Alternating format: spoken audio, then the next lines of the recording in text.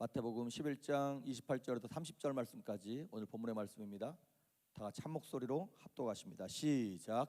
수고하고 무거운 짐진 자들아 다 내게로 오라. 내가 너희를 쉬게 하리라. 나는 마음이 온유하고 겸손하니 나의 멍에를 메고 내게 배우라.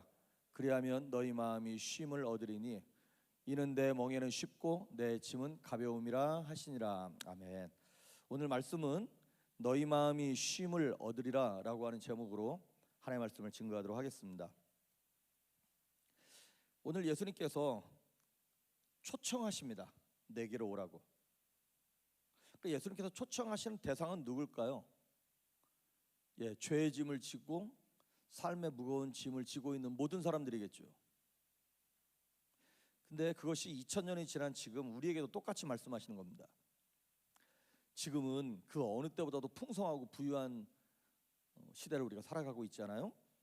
그런데도 불구하고 너무나 피곤해.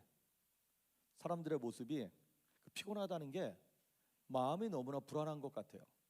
걱정, 고민 이런 것들로 잠도 잘 못 들고 힘들어하는 부분들이 참 많은 것 같습니다. 그래서 육체적으로 막 피로가 쌓이기도 하고 또 그것을 넘어서 더 힘든 것은 뭐냐면 마음과 생각, 정신이 번아웃 되는 거예요. 그래서 지쳤다는 거야. 막 몸은 뭔가를 하고 있어, 좀비처럼. 그런데 생각이나 정신은 싹 다 빠져나가가지고 지쳐 있는 거예요. 그러면서 잠깐 쉬는 시간에도 미래에 대한 불안 때문에 내년이 어떻게 될지, 은퇴 후가 어떻게 될지 너무나 불안한 거예요. 그리고 또한 과거에 실수했던 것들, 잘못 선택한 것들 때문에 계속 후회를 하는 거예요. 그래서 막 그 죄책감, 트라우마 뭐 이런 것들. 그리고 우리 청년 대학생들도 마찬가지긴 합니다만 어른들도 옆에 사람이랑 비교하는 거. 이 사람이 나를 어떻게 생각할까? 목사님 나를 어떻게 생각할까? 그 집사가 나를 어떻게 볼까? 이런 압박 속에서 스스로 비교하고 또 시험 들고, 그리고 뭔가를 이뤄야 되는데 라고 하는 성취에 대한 불안함, 또 옆 사람이랑 비교하니까 내가 잘났다 싶으면 교만해지고 내가 못났다 싶으면 그 열등감, 좌절감.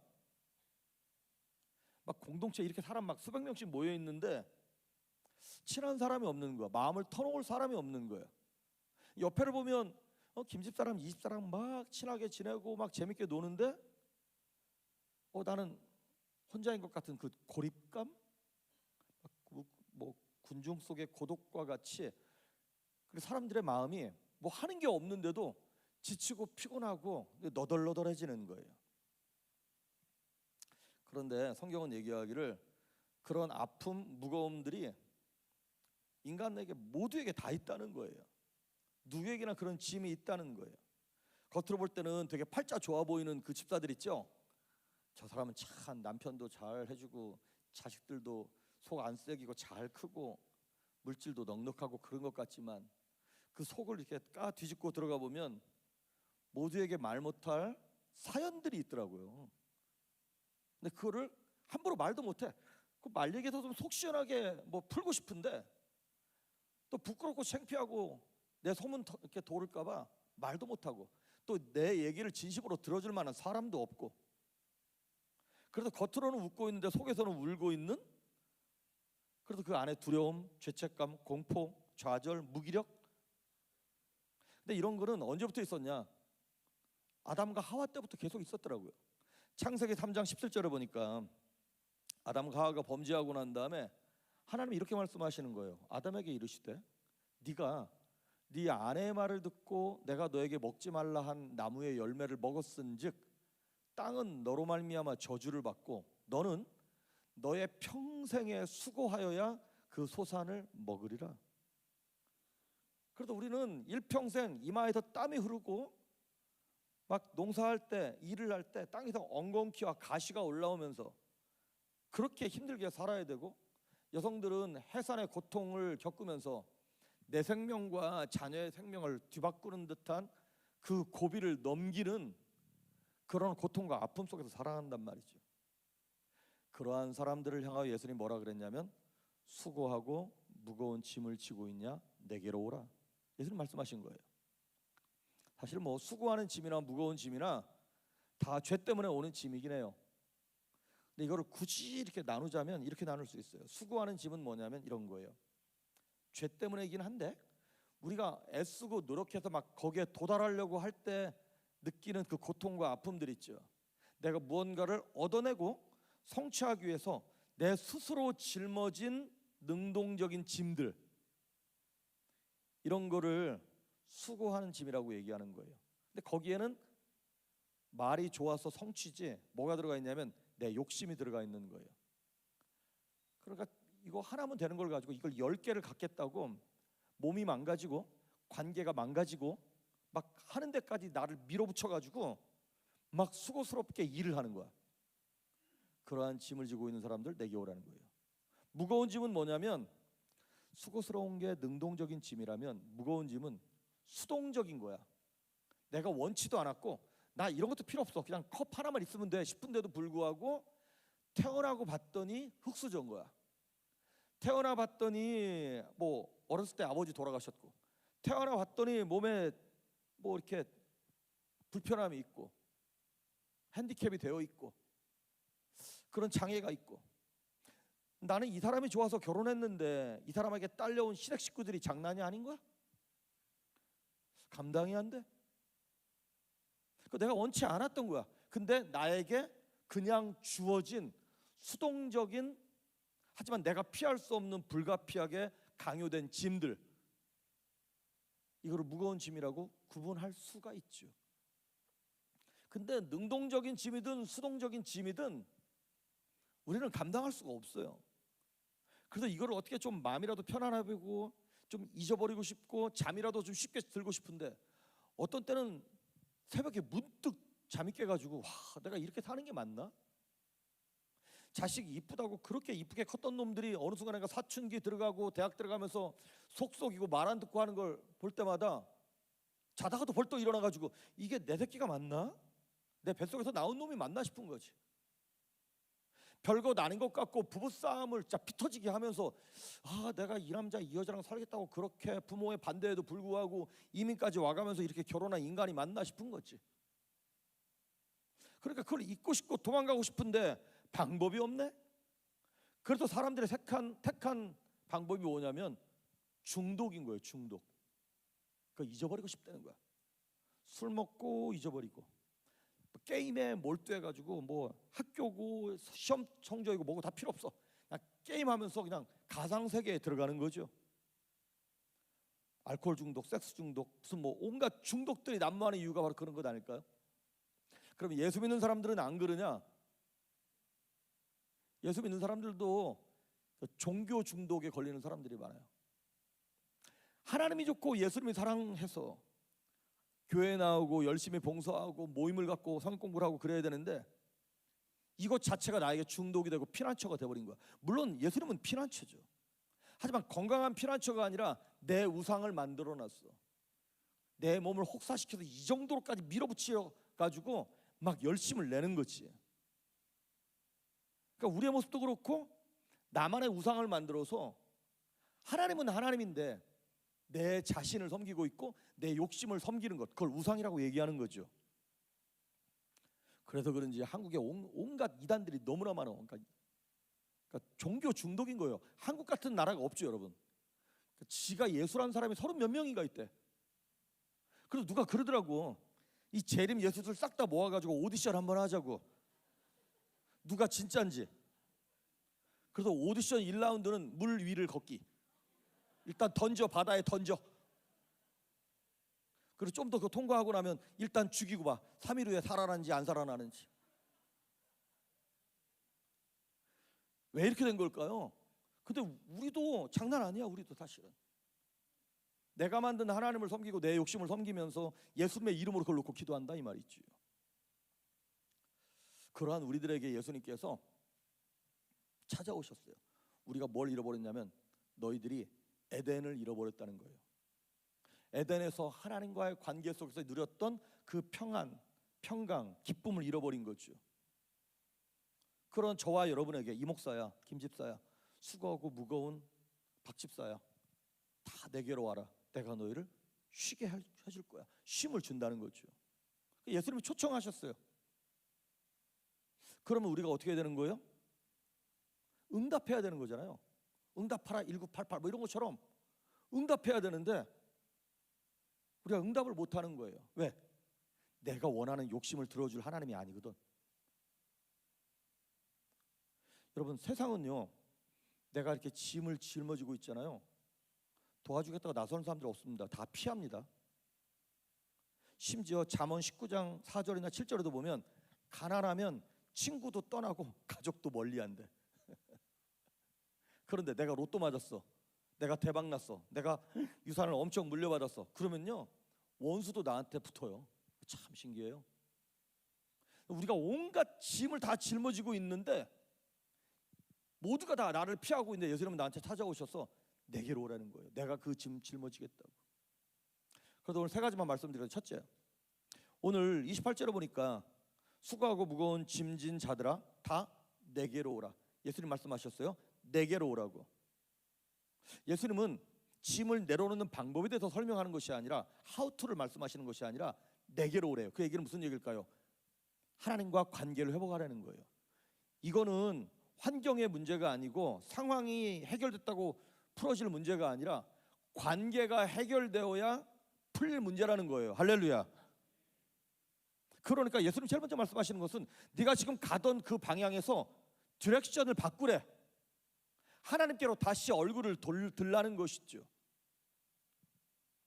우리는 성공하면, 문제가 해결되면 평안할 것이라고 착각하고 살아가고 있습니다. 근데 모든 게 잘 풀리는데도 심령이 살아나지 않으면, 하나님과의 관계가 회복되어지지 않으면 삶의 의미를 느끼지 못하는 거거든요. 그래서 참된 쉼, 평강은 조건에서 오는 게 아니라 관계에서 오는 겁니다. 아이한테 있어서, 우리 저기 뒤에 이제 애기 엄마들도 있고 애기들도 있는데, 아기들한테 있어서 세상에서 제일 편안한 곳은 무슨 어디 뭐 힐튼 호텔, 쉐라톤 호텔, 무슨 이런 롯데 호텔이 아니라 비바람이 불어도 엄마 품이에요. 엄마 품에 있을 때 아기는 제일 평안한 거야. 그것 때문에 하나님이 초청을 하시는 거예요. 딴 데 가서 헤매지 말고 나한테 오라고. 그 초청을 가장 강력하게 받았던 사람 중에 하나가 모세입니다. 모세가요 40년 동안 왕궁에 살다가 사람 쳐 죽여가지고 발각나서 40년 동안 광야에 나갔어요. 그래서 80 꼬부랑 할아버지 됐는데 하나님이 어느 날 나타나셔가지고, 모세야, 내가 너를 부를 테니까 너 애굽으로 돌아가서 내 백성을 출애굽시켜라. 하나님이 초청하셨어요. 그랬더니 모세가 첫 번째 거절했어요. 뭐라고 거절했냐면, 하나님, 내가 누구간데 그 일을 합니까? 아마 하나님이 저와 여러분 불러도 우리도 그러지 않을까요? 일단 예의상 겸손을 표합니다. 제가 뭔데? 그런데 하나님 뭐라고 말씀하셨냐면 이렇게 말씀하셨어요. 모세야, 걱정하지 마. 내가 너와 함께 할 거야. 그랬더니 모세가 아멘 그러는 게 아니라 두 번째 거절합니다. 근데 만약에 이스라엘 백성들이 야, 너한테 출애굽시키라고 했던 하나님의 이름이 뭐라고 물어보면 너 뭐라고 대답할 건데? 그 하나님 이름이 뭔데? 그렇게 물어보면 내가 할 말이 없잖아요. 그랬더니 하나님이 두 번째 응답 말씀하시기를, 그래? 내 이름은 이거야. I am who I am. 나는 스스로 있는 자라고 얘기해라. 나는 나라고 그냥 가서 얘기하면 백성들이 다 순종하고 따라올 거야. 그 얘기입니다. 저 같으면 2단계쯤 저는 순종할 거예요. 난 그럴 것 같아. 알겠습니다. 난 그럴 것 같은데 모세는 보통이 아니죠. 또 부인합니다. 세 번째, 하나님, 그래도 그들이 날 안 믿을 것 같습니다. 그랬더니 하나님이, 그래? 야, 너한테 지금 있는 게 뭐냐? 얘 지팡이가 있습니다. 그거 던져봐. 던져봤더니 지팡이가 뱀으로 변하는 거야. 집어봐. 꼬리를 잡았더니 다시 지팡이로 변했어. 내 눈앞에서 기적이 나타나고 그랬으면 여기서는 아멘 해야지. 알겠습니다. 그러고 가야지. 우리의 모세는 보통 인물이 아니죠. 거기서도 거절합니다. 뭐라고 얘기하면 네 번째 거절하는 거예요. 하나님, 나는 입이 뻣뻣합니다. 혀가 굳었고 내가 광야 40년 동안 양똥 치운이라고 사람하고 대화를 안 해가지고요, 내가 말이 애굽 말도 다 잊어버렸고 히브리 말도 다 잊어버렸습니다. 이 정도 했으면 벌써 이제 하나님은 이렇게 회초리를 들었을 것 같은데, 하나님 이렇게 말씀하세요. 야, 사람의 입을 만든 사람이 누구냐? 내가 만들었잖아. 너 걱정하지 마. 내가 네 형 아론을 붙여줄 테니까 걱정하지 마. 근데도 모세가 거절합니다. 그랬더니 출애굽기 4장 13절에 모세가 이렇게 얘기했어요. 모세가 이르되 주여 보낼 만한 자를 보내소서. 이 정도 되면 하늘에서 벼락이 떨어져야죠. 근데 14절에 하나님이 이렇게 말씀하셨어. 여호와께서 모세를 향하여 어떻게 했어요? 노하여 이르시되. 드디어 인자가 한이 없으신 하나님이 승질났어. 화를 내시면서 야, 네 형 아론이 있잖아. 그 아론이 말 잘하잖아. 내가 아론을 네 비서실장으로 붙이고 네 대변인으로 스피커로 붙여줄 테니까 아론과 함께 해. 그리고 네가 가잖아? 그러면 그가 너를 기쁨으로 맞이할 거야. 그래서 하나님과 4번 5번 실갱이를 하면서 결국에는 모세가 순종하긴 해요. 정말 찝찝하게 순종하죠. 이렇듯 어쩌면 하나님이 저와 여러분에게 지난 2025년 작년 내내 여러분을 불렀어요. 아니 어쩌면 지난 40년 50년 동안 하나님께서 여러분을 초청하셨는지 몰라요. 그런데도 우리의 마음이 완악하고 강팍해서 싫습니다, 안 합니다, 못합니다, 내 사정 아시죠? 그러면서 계속 거부했던 분들 계십니까? 우리는 많은 경우에 이렇게 대답합니다. 하나님이 부르시면 예 알겠습니다, 하지만 지금은 아닌 것 같습니다. 내 형편이 좀 나아지면 가겠습니다. 그런데 하나님 뭐라 그러냐면 야, 형편 나아지면 오지 말고 있는 모습 그대로 와. 모냥 빠진 모습 그대로 오고 신음하고 탄식하고 그런 모습 그대로 와. 내가 너와 함께 할 거야. 여러분, 우리가 의사 찾아갈 때 의사한테 가면요 그냥 엄살을 더 떨어. 몇 달 전에 아팠던 것까지 다 나와. 그 내가 이렇게 할 때 여기가 아팠고 뭐가 삐끗했고 그 내가 지금 얼마나 우울한지 막 다 얘기하지 않습니까? 혹시 의사가 하나라도 놓칠까 봐, 그래서 잘못 진단할까 봐 싹 다 얘기하지 않습니까? 의사한테 가는데 다 치유받고 고치고 난 다음에 건강한 모습으로 의사를 뵙겠습니다 이런 사람은 없잖아요. 하나님 우리를 부르실 때 다 나아지고 좋아지고 형편과 상황이 바뀌고 난 다음에 가는 것이 아니라 있는 모습 그대로 하나님께 달려갈 수 있기를 주의 이름으로 축복합니다. 하나님, 나 이렇게 힘들어요. 나 이 사람이 이렇게 밉고 내 마음과 영혼이 이렇게 우울하고 디프레스가 돼가지고 감당을 못하겠습니다. 어쩌면 좋습니까? 라고 그렇게 외치라고 하는 것이죠. 어린아이부터 장년까지 다. 애기들이 장난감 가지고 놀다가 지들이 못하면요 아빠가 일을 하고 있던 회의를 하고 있던 상관없어, 문 벌컥 열고 들어와서 아빠 이거 고쳐달라는 거야. 아빠가 이렇게 바빠도 그거 해줍니다. 초등학생 다니는 자녀들이 숙제 어려우면요 언제든지 와가지고 엄마 이거 풀어달라는 거예요. 신앙생활하면서 가끔 성도들 간에 아니면 세상에서 억울하게 법적인 다툼이 생겨가지고 어려운 분들 계시죠? 그때 어떻게 합니까? 그거 숨깁니까? 하나님 이거 어떻게 합니까? 하나님 변호사가 되시고 판사가 되시고 하나님이 저들의 마음을 움직여달라고 막 기도하지 않습니까? 예상하지 못했던 병에 걸릴 때가 있어요. 아니 건강했는데 어떻게 나한테 이런 일이 벌어지지? 우리 교회에서 제일 건강했던 분 중에 한 분이 우리 강성구 집사님이세요. 농구 잘하고 탁구 잘하고 뭐 운동을 다 하셨던 분이에요. 근데 어느 날 갑자기 그냥 별 생각 없이 한국 가서 진단했는데 심장이 문제가 생긴 거야? 혈관이 다 문제 생긴 거예요.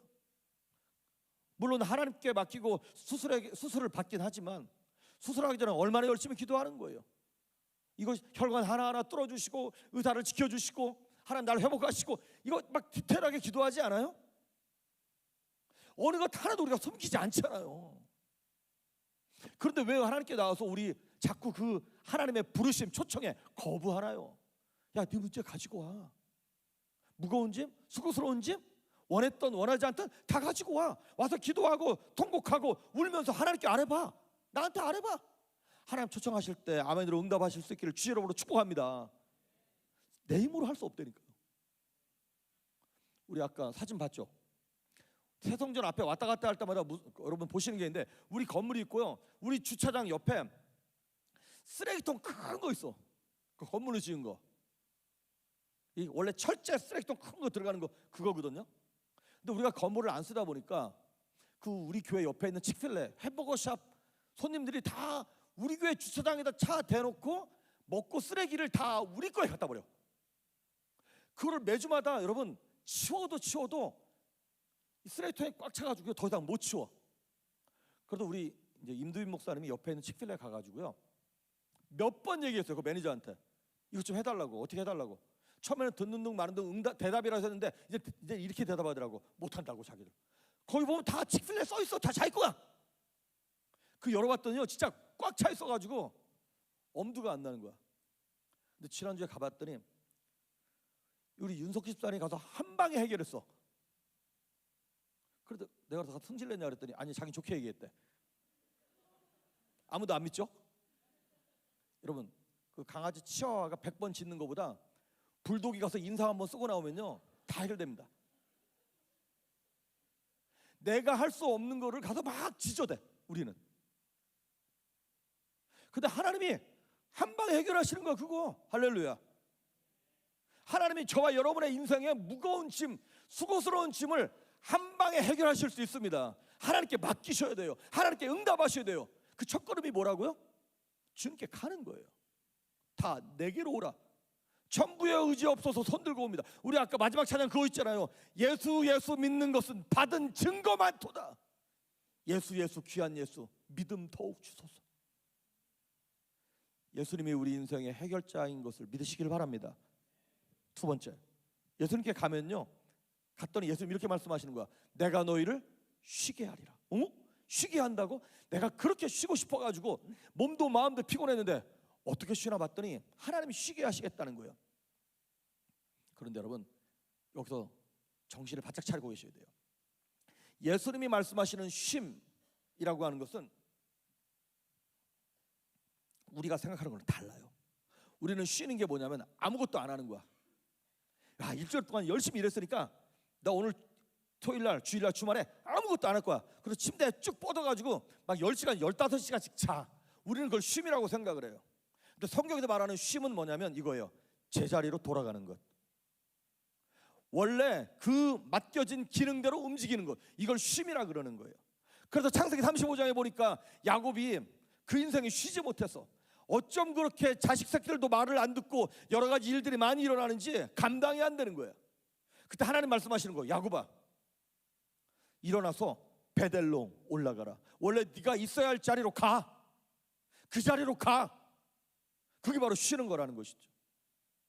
우리는 쉬는 것을 일을 멈추고 그 책임에서 벗어나며 생각 없이 보내는 시간을 쉬는 것으로 잘못 이해하는 경우들이 많아요. 제가 가끔 목회를 하다가 그런 목회 사역의 짐이 너무 무거울 때마다 우리 집사람한테 농담으로 하는 얘기가 있어요. 빨리 은퇴하고 미국 대륙 횡단하는 트럭 운전을 하겠다. 내가 그 얘기만 하면 우리 집사람이 날 그래. 또 그 얘기냐고. 이게 하도 사람을 많이 만나고 일이 많고 그러다 보니까 어떤 때는 그냥 우리 주몽이 뒤에 싣고 여러분 한 번 나가면 2주일하면서요. 가는 데 일주일 오는 데 일주일. 부부관계도 아주 좋아져요. 너무 좋은 거야. 사람 안 만나고 이 경치 운전하면서 이렇게 하고 싶은 마음이 있는 거야. 근데 여러분 그게 정말 쉬는 걸까요? 그렇게 하면 내가 이 사역을 내려놓고 하나님께서 내게 주신 그 영혼을 섬기는 일을 내려놓으면 내가 정말 참 쉬는 걸까요?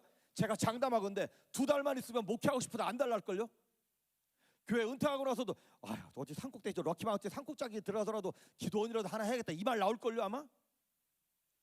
진짜 쉬는 것은 뭐냐면 제자리를 찾아 돌아가는 거예요.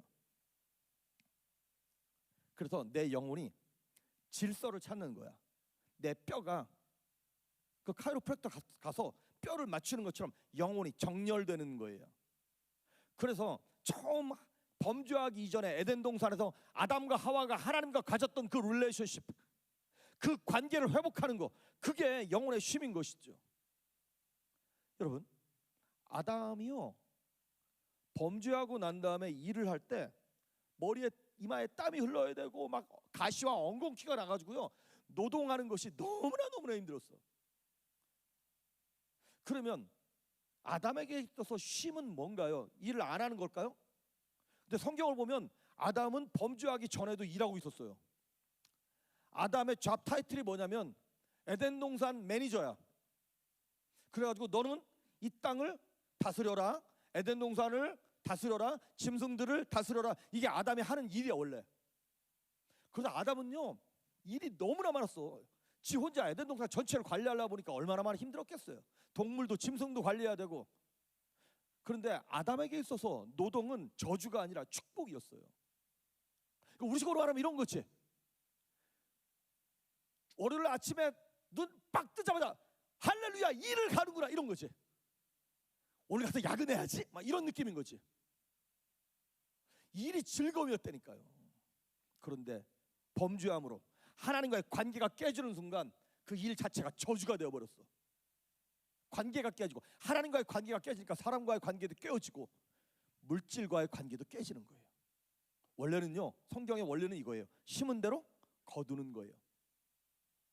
그런데 범죄하고 나니까 엉겅퀴가 나고 가시가 나고 안 되는 거예요. 근데 회개하고 하나님께로 돌아가잖아요. 30배, 60배, 100배 열매를 맺게 되는 것이죠. 그래서 이와 같이 참된 쉼을 얻기 위하여 내 영혼이 정렬되어지는, 인간은 죄로 말미암아 하나님께 나올 수가 없는 과정이 돼버려서 이 죄의 문제를 해결해야 되는 것이에요. 이걸 해결하지 않으면 무슨 일을 해도 두 가지 감정이 들어요. 첫째 두려움, 둘째 수치심. 아담이 범죄하고 난 다음에 하나님이 두려워. 죄 지은 게 들킬까 봐 하나님이 무서워. 그리고 수치심이 들어. 야, 내가 지금 이거 하면 안 되는데, 누구를 도와야 되는데, 이걸 해야 되는데, 근데 내가 막 나만 위해서 살았구나. 내 이거 일한 거 걸리면 어떡하지? 누가 이거 보면 어떡하지? 두려움과 수치심이 우리 인생 전체를 장악하고 있는 거예요. 그래서 잠시 잠깐 어떤 중독에 빠져가지고 정신을 놓고 있던 그 순간만 아무 생각이 안 나는 거지. 그러니까 가끔 뭐 하와이를 놀러 갔네, 어디를 놀러 갔네. 그래서 그게 계속 생각나는 이유가 왜 그런 거예요? 현실의 삶 속에서 그 먹구름, 두려움과 수치심에 잔뜩 끼어 있어가지고 내가 이걸 내려놓은 적이 없는 거야. 그 여행을 다닐 때는 잠깐 내려놓지만 그게 영원한 제대로 된 쉼인 거예요.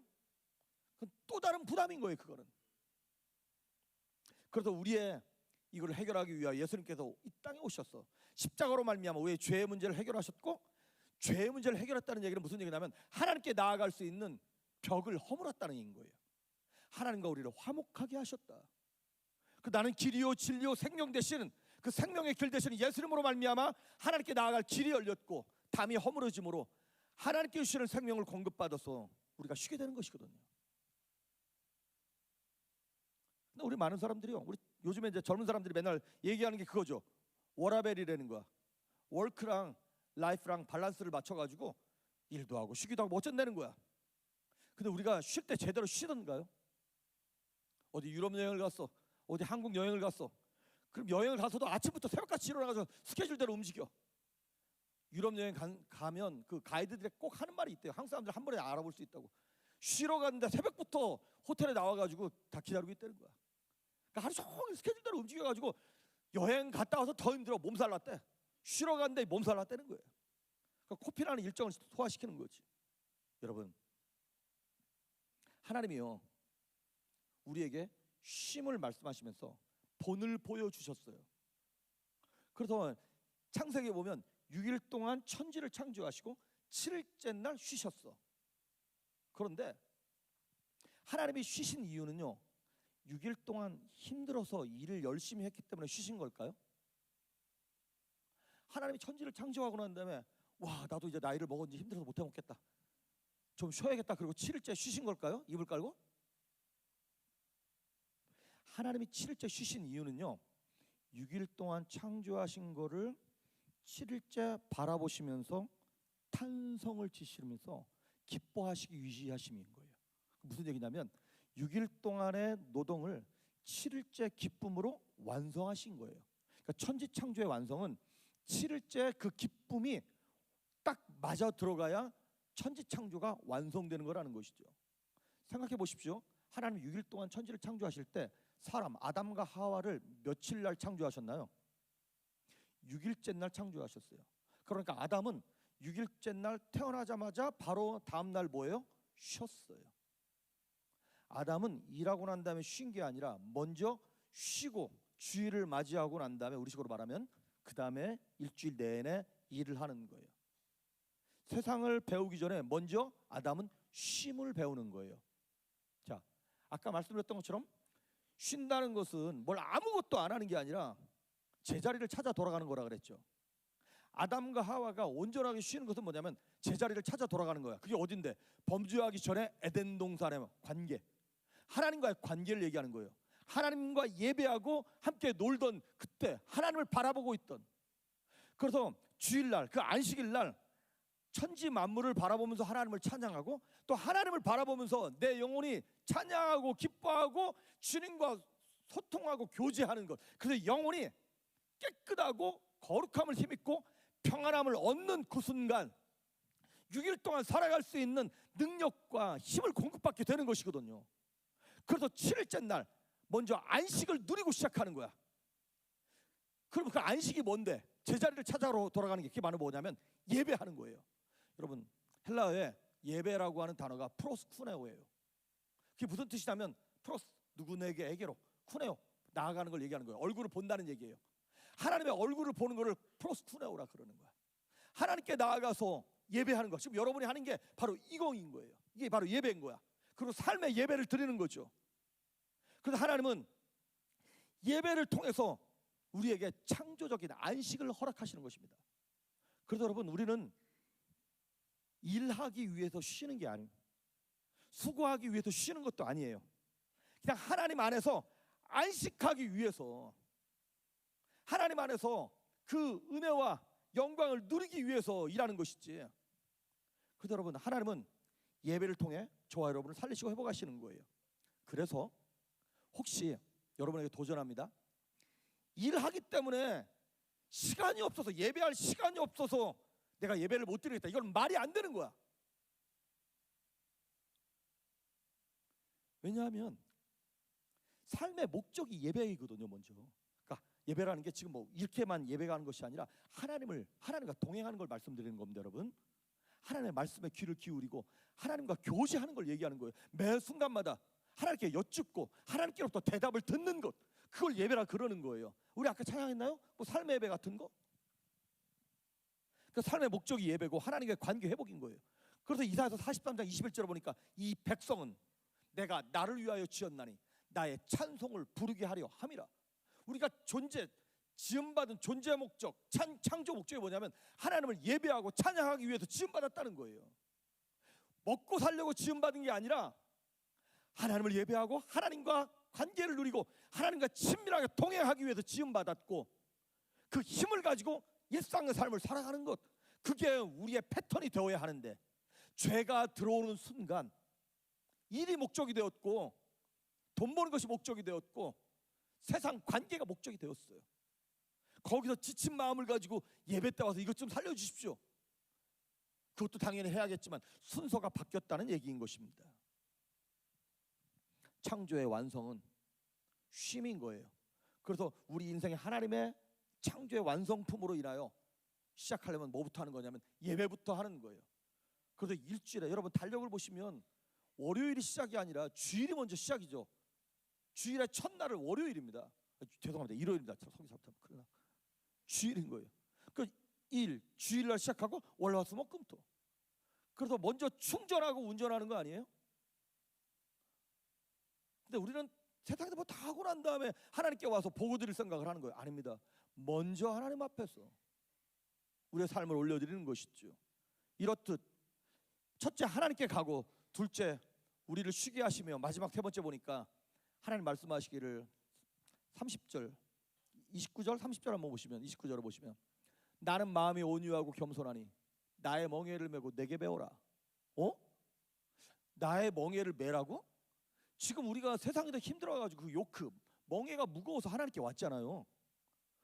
그런데 그 멍에 내가 다 벗겨줄게 말씀하시고 다른 멍에를 주시겠다는 거야. 여러분, 참된 쉼은 내가 무엇을 하지 않음으로 오는 것이 아니라 예수님을 닮아가고 예수님을 붙잡고 예수님과 동행함으로 말미암아 참된 쉼이 오는 거거든요. 세상의 멍에는 나 혼자 지는 거예요. 하지만 우리 예수님께 들어와서 짊어지는 멍에는요, 예수님과 함께 지는 거예요. 여러분, 그 멍에 있잖아요. 소나 특히 유대인들 같은 경우에는 농사 지을 때 소 두 마리가 함께 어깨에다가 나무로 된 멍에를 매는 거예요. 이렇게. 그래서 함께 그 밭을 가는 거예요. 그런데 보통은 이렇게 한대요. 어미소가 암소가 있고요. 그 옆에 그 새끼 소가 있다는 거예요. 그 두 소가 함께 가. 그러면 힘이 어디에만 쏠리는 거냐면 어미소에만 힘이 쏠리는 거예요. 새끼 소는 사실 자기가 힘쓸 일이 없어. 그냥 어미 옆에 붙어서 동행하면서 그 요크를 짊어지고 간다 이 말이죠.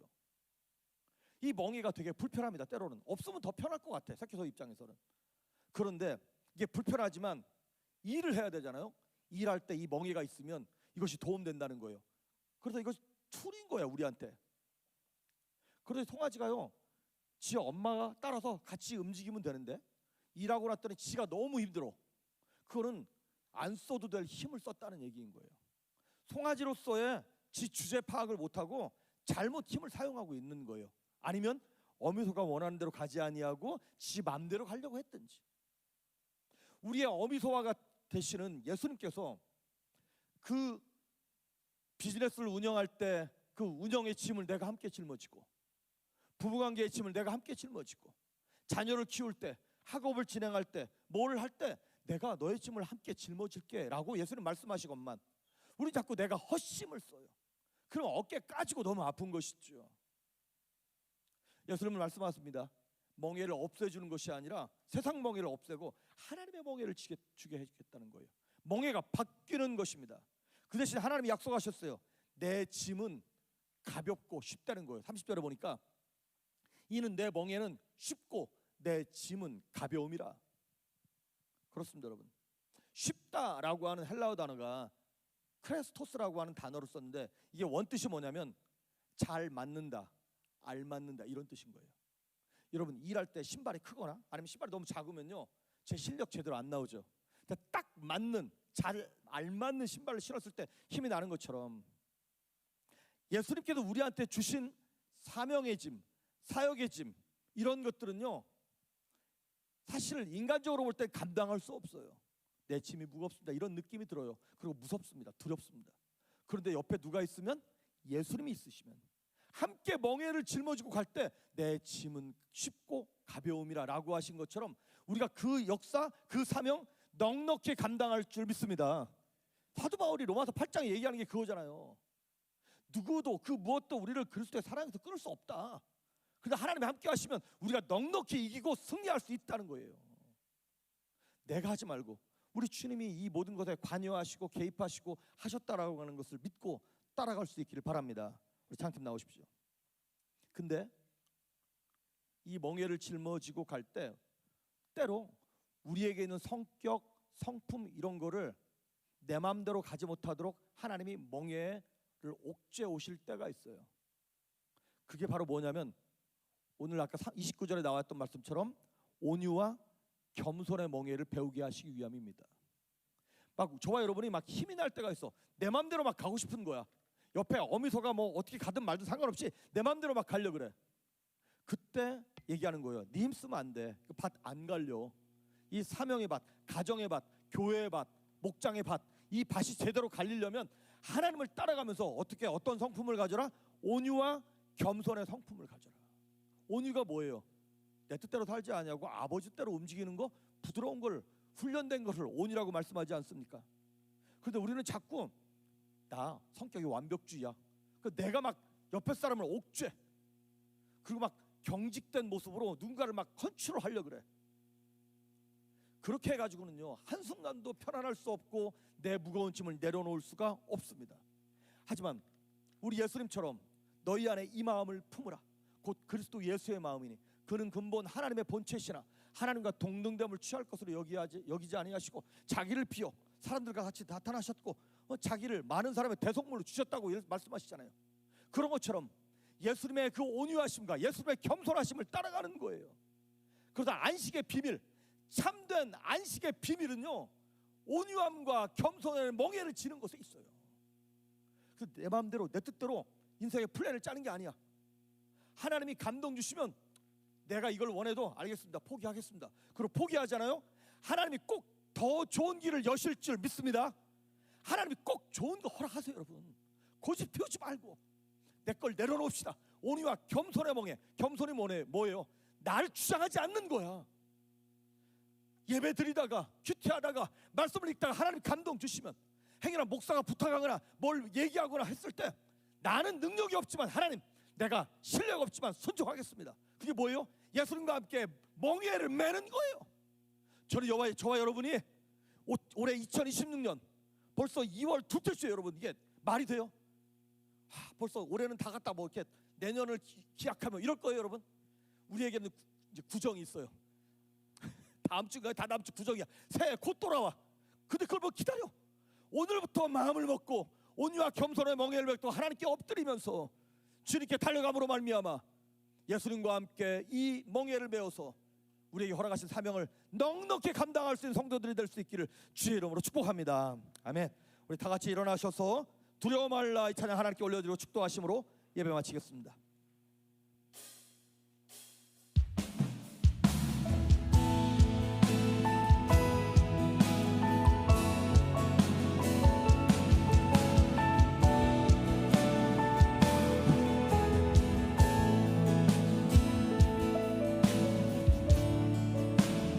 두려워 말라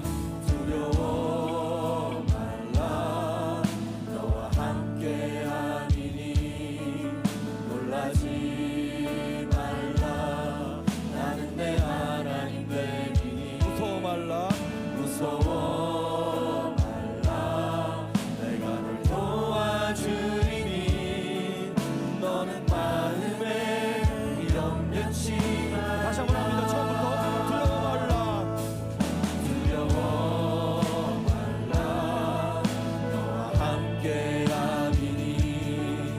놀라지 말라 나는 내 하나님 되리니 무서워 말라 내가 널 도와주리니 너는 마음에 염려치 말라 내가 너를 굳세게 하리라 내 손으로 너를 꼭 붙잡아 주리라 내가 너를 의롭게 함이니 너는 마음에 염려치 마 우리 처음부터 다시 한번 합니다. 두려워 말라 너와 함께함이니 놀라지 말라 놀라지 나는 내 하나님 됨이니 나는 내 하나님